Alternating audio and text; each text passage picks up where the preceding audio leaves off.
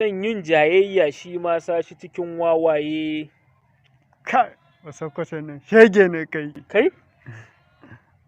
Ban gane shege ba.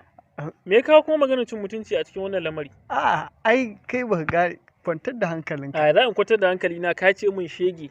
A'a, ai ni a Kano in dai ka ji ba Kano ya ce maka shege.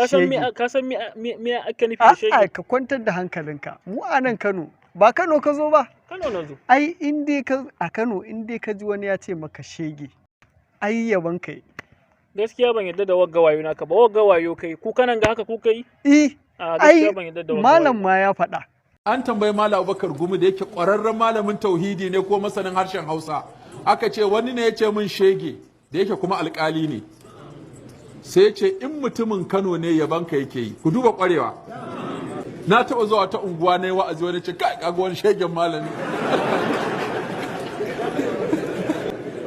Shi a gurinsa duk abin da ya burge shi to fa shege ne.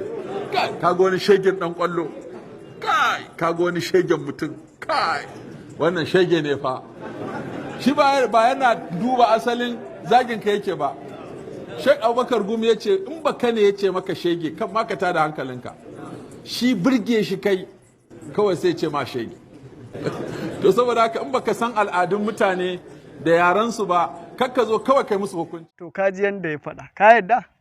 A to yanzu na yadda tunda malam shi ya faɗi wagga batu yanzu na yadda na gamsu kuma ni ma yanzu na ƙaru da kai. To alhamdulillah kaga wanda ma bai sani ba yanzu ya sani ko ba haka ba? Yawwa to alhamdulillah. Salamu alaikum.